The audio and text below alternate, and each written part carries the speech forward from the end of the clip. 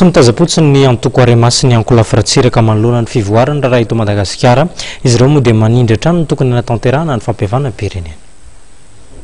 Manamafy ny tokony hanatanterahana ny fampihavanam-pirenena ka ho vavolombelon'ny malagasy rehetra amin'ny alalan'ny fampitana mivantana amin'ny haino aman-jery ny ankolafiratsiraka sy ny antoko Arema. Ary tokony ararotina ny fahatongava filoha teo aloha Marc Ravalomanana Tanindrazana anatotosana izany raha ny fanazavana ny entindramatoa ny Kiratsiraka sekretera nasionaly ny antoko Arema. Zay isan'ny voalohany zany ny ankolafiratsiraka sy ny antoko Arema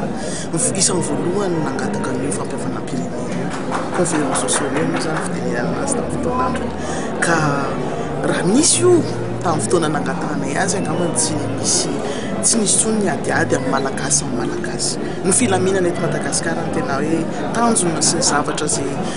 irinay mafy dia mafy ny antoko Arema sy amin'ny ankolafiratsiraka ary ny fisian'io fampihavanam-pirenena marina ary ho hitan'ny malagasy rehetrarehetra manerana amin'ny nosy sy ny any ivelany any maneno ny any an-delam-bato sy tokony hanatrika azy samby varovolombelona samby nandray anjara ary samby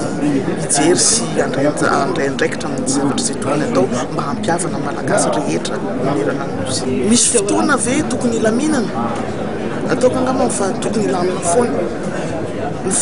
fampihavanana ny fihavanana zany tsy tena misy dikany tsisy dika teny amin'ny teny hafa fa fihavanana eto Madagasikara tena zava-dehibe ny soatoavin'ny malagasy tsy tokony atao very ary fihavanana iny isan'ny voalohany indrindra anaty soatoavintsika malagasy. Ny ankolafiratsiraka sy ny antoko Arema izay milaza fa manana sosi-kevitra ahafahana miroso amin'ny famoahana ny firenena amin'ny fahasairanana ary ho azy ireo dia fotoana ifandraisan'ny malagasy rehetra tanana izao. Ny ankolafiratsiraka sy ny antoko Arema izay anisan'ny nanatrika ny jinika fanapariahana sy fanazavana ny fitsinjaram-pahefana teny amin'ny Carleton teny Anosy.